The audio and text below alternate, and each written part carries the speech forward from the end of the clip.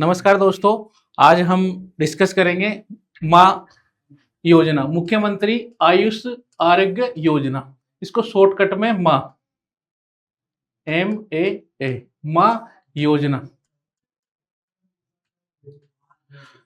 हम देखेंगे राजस्थान सरकार द्वारा 25 फ्लैगशिप योजनाएं चलाई जा रही है। उन 25 फ्लैगशिप योजनाओं में से एक योजना ये भी शामिल है, माँ योजना, जिसके माध्यम से राजस्थान के जो निवासी है, राजस्थान के निवासी है, उनको 25 लाख तक का बीमा, 25 लाख तक का कैशलेस सुविधा आपको इलाज के लिए राजस्थान सरकार इस योजना के माध्यम से उपलब्ध करा रही है। यदि राजस्थान का निवासी है और उसे किसी बीमारी से ग्रसित है या बीमार है, तो जो भी सरकार द्वारा आवंटित निजी और राजकीय हॉस्पिटल है, उसमें 25 लाख तक का निःशुल्क इलाज करवा सकते हैं। तो आज इस योजना में हम देखेंगे कि कौन कौन से ऐसे प्रावधान है जो हमें एग्जाम की दृष्टि से इंपॉर्टेंट भी है और एग्जाम में पूछे भी जाते हैं। तो आज कोशिश करेंगे हम उन सभी प्रावधानों को एक एक करके याद करने की।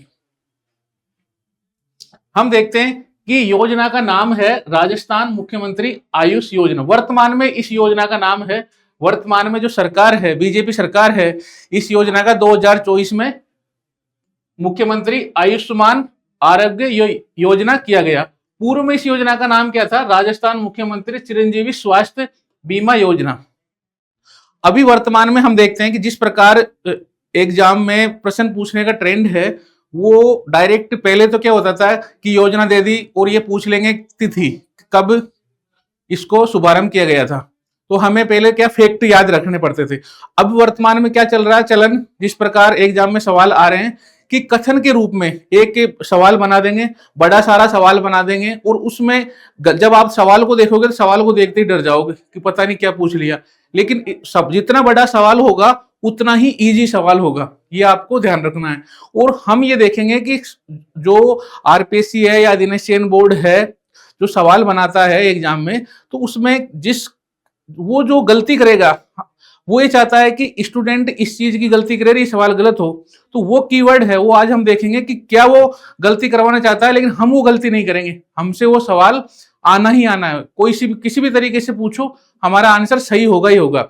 एक बार जो योजना पढ़ लोगे आप, उसके बाद में आपको सवाल गलत करोगे ही नहीं।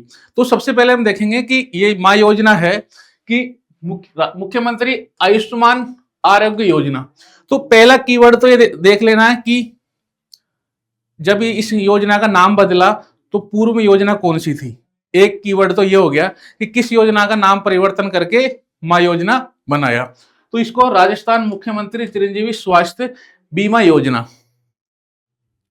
दूसरा कीवर्ड है 1 मई 2021 को ये शुरू की गई। कब शुरू की गई? 1 मई 2021 को। एग्जाम में वो दे देगा कि माँ योजना 1 मई 2022 को शुरू, तो ये गलत हो जाएगा। हमें देखना है 1 मई 2021 को शुरू की गई, ये फैक्ट हो गया। अब इस फैक्ट के साथ में वो कथन बनाएगा, क्या करेगा? फैक्ट के साथ में कथन। तो हमें कंफ्यूज नहीं होना है। 1 मई 2021। नोडल विभाग, ये भी इंपॉर्टेंट है, चिकित्सा और स्वास्थ्य विभाग नोडल विभाग है।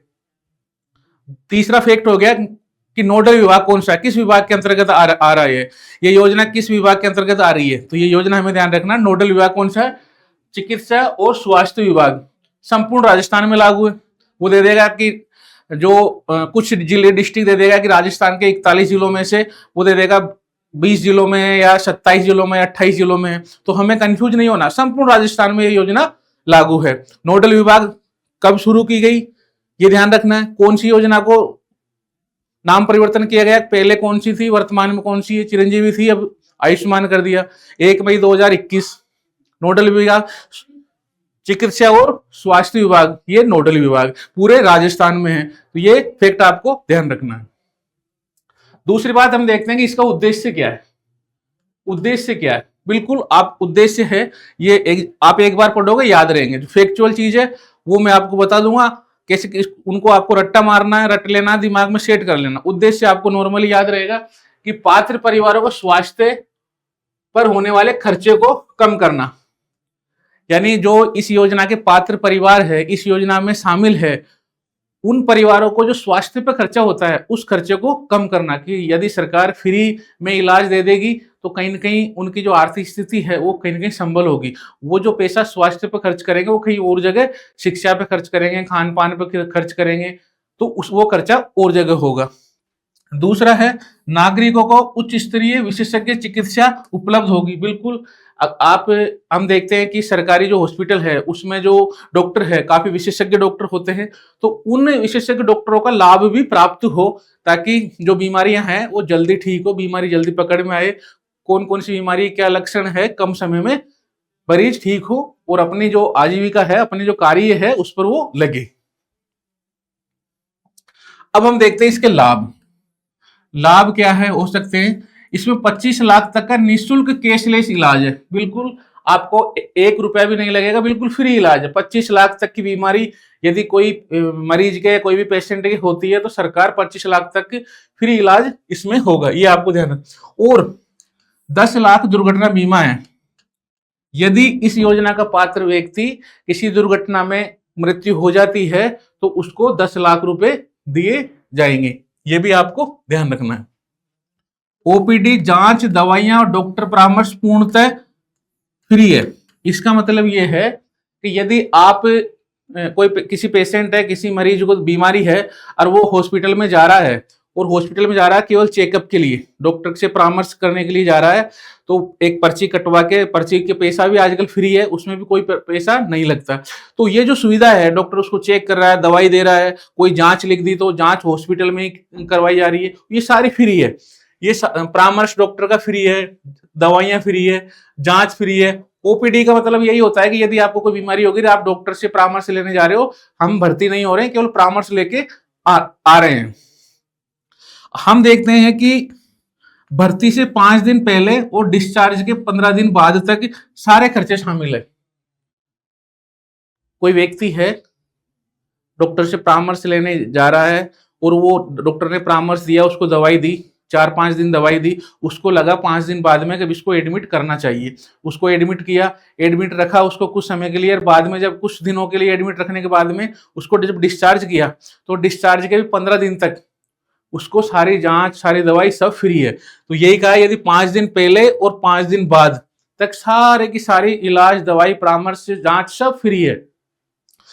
एग्जाम में क्या करता है कि ये जो 5 और 15 है ना, इसकी डेट को कंफ्यूज करता है, इसकी डेट वो चेंज कर देता है, तो इस चीज को आपको ध्यान रखना है।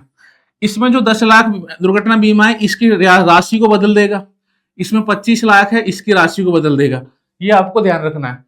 ये क्या कंफ्यूज करने के लिए इनकी राशियां बदलेगा, इसकी 10 लाख की जगह इसकी राशि चेंज करेगा, इसमें 5 की जगह 10, जो भी डेट है वो आपस में डेट चेंज करेगा। सरकारी और निजी, ये जब इसको यदि वो कथन के रूप में लेता है तो केवल सरकारी कर देगा, निजी है ही नहीं है। तो ये हमें ध्यान रखना, सरकारी और निजी दोनों अस्पतालों में इलाज संभव है इस योजना के माध्यम से। अब हम देखते हैं कि इस योजना के माध्यम से किस प्रकार राशि 25 लाख की, हम जब योजना को शुरुआत की थी 1 मई 2021 को, तब राशि थी 25 लाख, तब राशि थी 25 लाख, और 1 मई 2022 को बढ़ा के की 10 लाख। यानी जब योजना शुरू की गई तब बोला गया था कि 5 लाख तक का इलाज कैशलेस बिल्कुल फ्री होगा, फ्री होगा, कितना 5 लाख तक का, जब योजना शुरू की गई थी। 1 मई 2010 को लगा सरकार को भी 5 बीमारियां, कई बीमारी ऐसी है जो 5 लाख के इलाज में नहीं होती है, तो उस समस्या से समाधान करने के लिए इन्होंने राशि 5 की जगह सरकार ने 10 कर दी। अब यहां 10 लाख कर दी, 1 मई 2022 को 10 लाख कर दी। अब भी बीमारियां, आजकल कई ऐसी बीमारियां हैं जिनका इलाज 10 लाख में भी संभव नहीं है, तो अब सरकार को लगा कि इससे तो जो राजस्थान निवासी है, व्यक्ति है, और बोझ में मारा जाएगा, 10 लाख तक तो इलाज करवा लेगा। यदि कोई बीमारी ऐसी जिसका 10 लाख से ऊपर इलाज जा रहा है, फिर वो क्या करेगा, फिर मरीज को या तो घर ले जाओ, फिर घर ले जाओगे तो अगर ये पैसा नहीं है तो उस बीमारी से वो टपक जाएगा। तो इस समस्या को समाधान करने के लिए 10 फरवरी 2023 को सरकार ने 25 लाख कर दिया। अब टेंशन खत्म, अब टेंशन खत्म, 25 लाख तक का जो इलाज है वो हो गया फ्री। कब? तो इन 3 फैक्ट में आपको यह ध्यान रखना है कि 1 मई 2021 को 5 लाख था, 1 फरवरी 2000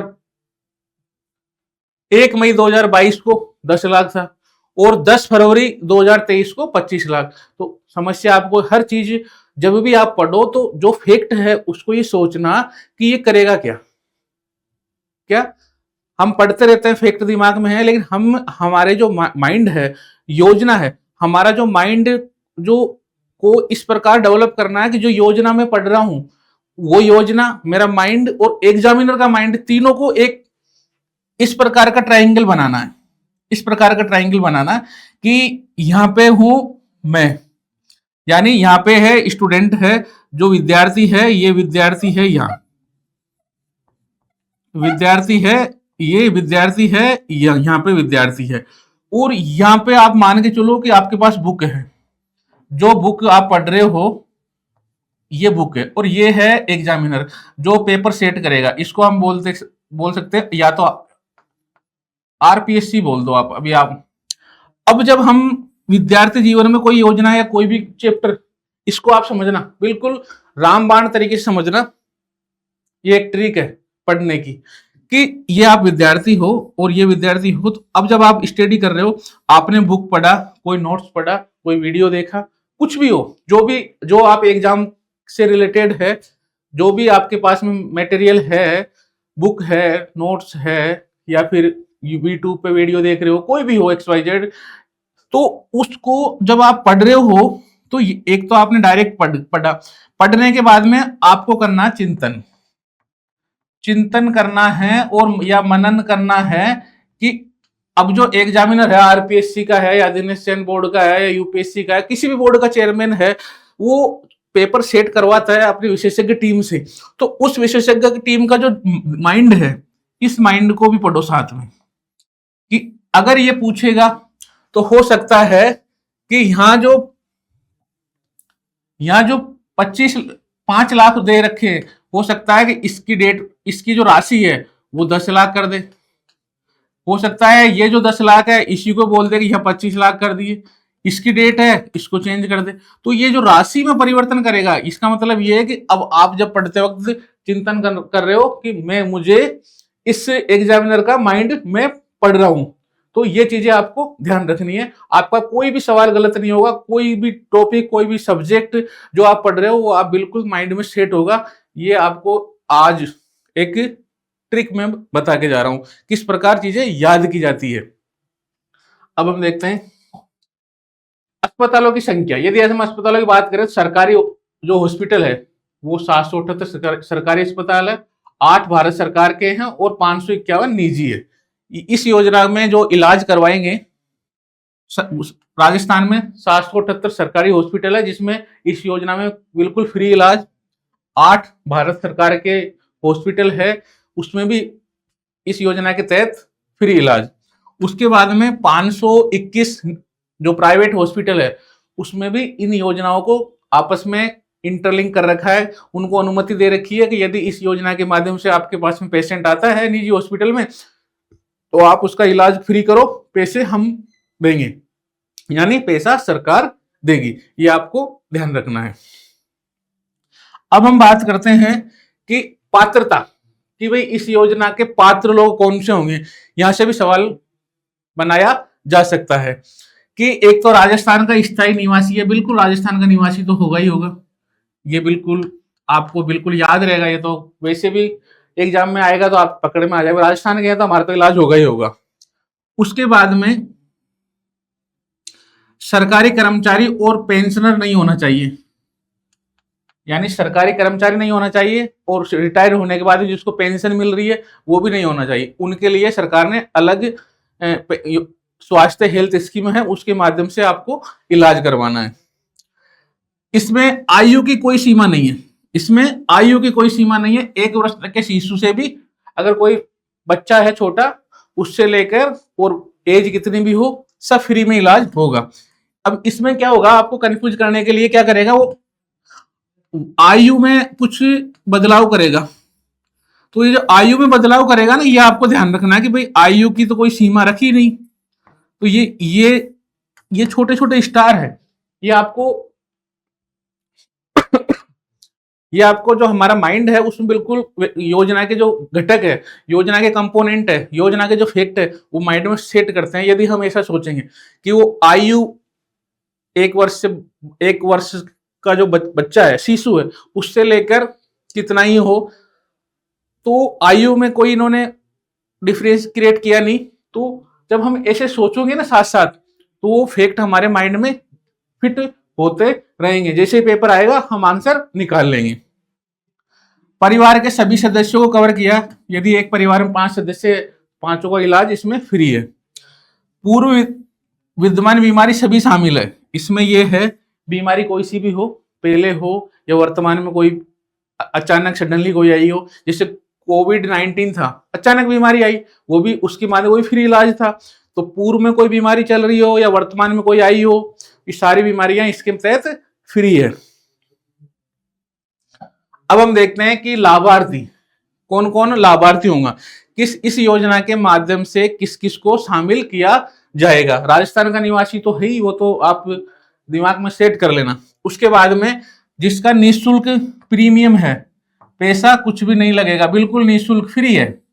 तो फ्री है उनको, उनमें कौन कौन शामिल होगा, तो हम देखेंगे कि फ्री में एक तो है राष्ट्रीय खाद्य सुरक्षा अधिनियम के जो पात्र है, जिसको अनाज मिल रहा है, जिसको अनाज मिल रहा है, इसका मतलब अनाज मिल रहा है तो कहीं कहीं उनकी आर्थिक स्थिति कमजोर है, तभी सरकार से अनाज मिल रहा है। तो वो इस योजना के जो पात्र है परिवार, वो सारे के सारे इस योजना में शामिल है। दूसरा, सामाजिक आर्थिक जनगणना के जो पात्र है, जो सामाजिक और आर्थिक जनगणना सरकार ने की, उसमें जो उस जनगणना के अंदर जिन परिवारों को चिन्हित किया, वो भी इसके पात्र है। इसके बाद में हम और बात करते हैं लघु एवं सीमांत किसान, जिनके पास छोटे छोटे खेत है। लघु एवं सीमांत किसान का मतलब होता है कि छोटे खेत। ये जो इनकी जो लघु किसान किसे कहेंगे, सीमांत किसान कृषक किसे कहेंगे, ये इकोनॉमिक्स में हम पढ़ेंगे। जब कृषि का चैप्टर हम पढ़ेंगे तब इनको सबको अच्छे से डिफाइन करेंगे कि लघु सीमांत, लघु किसान किसे कहेंगे, सीमांत किसान किसे कहेंगे, वृत्त किसान किसे कहेंगे। तो ये इनको भी लघु और सीमांत किसान को इसमें शामिल किया गया। अब वो क्या करेगा, एग्जामिनर या वृत्त भी लिख देगा, वृत्त कृषक या किसान, वृत्त कृषक। जैसे ये आए और आपने माइंड में पहले विचार कर रखा है तो ये गलत हो जाएगा, यानी वृत्त तो है ही नहीं है, तो ये ऑप्शन आप तुरंत पकड़ लोगे। फिर संविदा कर्मी, संविदा कर्मी को भी शामिल किया गया है, क्योंकि किसी भी सरकारी विभाग है उसमें संविदा पे किसी व्यक्ति को रख रखा है, कर्मचारी है संविदा पे, तो उसकी तनख्वाह तो बहुत ही कम होती है। तो उस तनख्वाह में उसकी जो आर्थिक स्थिति है, आजीविका है, वो आजीविका ही संपन्न हो पाती है। कई ऐसी बीमारियां हैं जिनका वो इलाज उस सैलरी से, उस तनख्वाह से नहीं करा पाता है, तो उन लोगों को भी इसमें शामिल किया गया है। किसी भी राज्य, विभाग या बोर्ड या निगम में जो भी संविदा पे व्यक्ति कार्य कर रहा है, उसको भी इसमें शामिल किया गया है। ये भी आपको ध्यान रखना है। और कोविड-19 में अनुग्रह राशि प्राप्त, जो कोविड-19 हुआ था, जिनमें जिनको प्रॉब्लम हुई थी, कुछ की मृत्यु हो गई थी, तो ऐसे कई परिवार है जिनको कोविड-19 के तहत चिन्हित किया गया था, उन सभी परिवारों को भी इस योजना में पात्र माना गया है। तो ये आपको ध्यान रखना है कि निःशुल्क एनएफएसए के तहत राष्ट्रीय खाद्य सुरक्षा अधिनियम, सामाजिक आर्थिक जनगणना, लघु और सीमांत किसान, संविदा कर्मी और कोविड-19 के तहत जो परिवार इसमें चिन्हित किए गए, वो भी इसमें शामिल है निःशुल्क में। अब हम देखते हैं कि कौन कौन से ऐसे परिवार है जो इस योजना के पात्र नहीं है, लेकिन यदि वो कुछ प्रीमियम राशि जमा करा देते हैं सरकार को, तो वो इस योजना के पात्र हो सकते हैं और इसका लाभ मिल सकता है। तो हम देखेंगे कि वे ऐसे परिवार जो सरकारी कर्मचारी, पेंशनर नहीं है, यानी सरकार से न तो कर्मचारी है, बिल्कुल कर्मचारी भी नहीं है, एक तो ये। दूसरा, पेंशन भी प्राप्त नहीं कर रहे, यानी उनकी स्थिति आर्थिक, पेंशन भी नहीं मिल रही है, इसका मतलब उनकी कहीं ना कहीं आर्थिक स्थिति अच्छी है, आर्थिक स्थिति अच्छी है। ऐसे परिवार है वो निःशुल्क श्रेणी में नहीं आते। इसको समझो कि सरकार के कुछ परिवार, कुछ राजस्थान में कुछ परिवार ऐसे हैं, तो वो सरकार ये मानती है कि ये सरकारी कर्मचारी भी नहीं है और इनको कोई भी पेंशन, जैसे वृद्धावस्था पेंशन योजना, कई सारी सरकार की जो पेंशन चल रही है स्कीम, इंदिरा गांधी पेंशन योजना, तो विकलांग पेंशन योजना, ऐसी कोई भी पेंशन उसको नहीं मिल रही, लेकिन उसकी आर्थिक स्थिति इतनी अच्छी है कि उसको न पेंशन की आवश्यकता है, वो कोई और रोजगार कर रहा है। तो ऐसे जो परिवार है उनके लिए इन्होंने बोला है कि यदि आप 800 रुपए प्रति परिवार दोगे प्रति वर्ष, एक परिवार है तो आपको 850 रुपए देने हैं। उस परिवार में सदस्य 2 3 4 5 कितने भी हो, हर साल आपको 850 रुपए देने हैं और 850 रुपए हम देंगे और आपका बीमा हो जाएगा। और बीमा हो जाएगा तो आपको इस योजना का लाभ मिलेगा और आप 25 लाख तक का कैशलेस इलाज आप भी करवा सकते हो। तो ये इसमें ध्यान रखना है। इस योजना में शामिल पात्र तो हमने देखा ही है, राष्ट्रीय खाद्य सुरक्षा हो गया, लघु सीमांत हो गया, है ना, संविदा कर्मी हो गया, कोविड-19 में चिन्हित परिवार हो गए जो उससे पीड़ित थे। तो और पात्र नहीं है तो पात्र में इसमें शर्त है कि रखी है, सरकारी कर्मचारी नहीं है, पेंशन नहीं मिलती, लेकिन फिर भी उसकी आर्थिक स्थिति अच्छी है, वो कहीं ना कहीं कोई और दूसरा रोजगार कर रहा है, कोई बिजनेस कर रहा है, तो उन्होंने इस योजना का लाभ नहीं मिलता, लेकिन वो 850 रुपए जमा करा के इस योजना का लाभ ले सकते हैं। तो ये राशि पूछ ली जा सकती है 850 रुपए। तो हो सकता है इस राशि को वो 1050 कर दे, 1150 कर दे, तो ये आपको ध्यान रखना है। 850 कोई भी राशि आए तो वो गलत होगी। नेक्स्ट देखते हैं हम कि अब हमने इस योजना को देखा, इस योजना के सारे घटक हमने डिस्कस किए। तो इस योजना में देखा हमने पहला पॉइंट की 1 मई 2021 को शुरू हुई, उसके बाद में हमने देखा इसका नाम भी चेंज किया। तीसरा पॉइंट देखा इसमें राशि भी समय समय पर चेंज हुई। चौथा पॉइंट हमने देखा कि इसमें पात्र परिवार कौन कौन से हैं। पांचवा देखा हमने एक इसमें उद्देश्य भी हमने देखा, उद्देश्य के किसके उद्देश्य क्या है। छठा पॉइंट देखा जब पात्र है तो कुछ परिवार ऐसे हैं जो इसमें शामिल भी नहीं है। सातवां पॉइंट देखा हमने कि इसमें अगर जो अपात्र परिवार है यदि उनको हम शामिल करते हैं तो राशि कितनी होगी। तो ये हमने 6 या 7 पॉइंट में इस योजना को डिस्कस किया। और ये योजना जब 7 पॉइंट हमने डिस्कस किया, हम इनको अच्छे ढंग से याद करते हैं, चिंतन करते हैं। जो मैंने आपको बताया है ट्रिक, जो मैंने आपको ट्रिक बताई कि विद्यार्थी यहाँ हो गया, स्टूडेंट यहाँ हो गया, हमारी बुक यहाँ हो गया, बुक यहाँ होगी, और जो एग्जामिनर है वो यहाँ हो गया। हम इन आपस में किसी भी नोट्स को इन 3 तरीके से ट्रायंगल के हिसाब से हम पढ़ते हैं, मैच करते हैं। इसका माइंड के अनुसार के इस सवाल किस प्रकार बना सकता है। यदि हम 10 15 20 सेकंड हर लाइन को जब पढ़ते वक्त 2 या 5 सेकंड एग्जामिनर की तरह सोचेंगे तो वो सवाल हमारा कंटेक्स्ट हो जाएगा, वो सवाल हमारा अपना हो जाएगा, वो योजना हमारी अपनी हो जाएगी। फिर हम कैसे भी सवाल पूछो, किसी भी तरीके से सवाल पूछो, वो एग्जाम में बिल्कुल आंसर हमसे सही होगा ही होगा, गलत हो ही नहीं सकता। तो आज हमने जो राजस्थान की 25 फ्लैगशिप योजनाएं उसमें से डिस्कस करी हमने माई योजना। मिलते हैं नेक्स्ट क्लास में नई योजना के साथ में। ओके।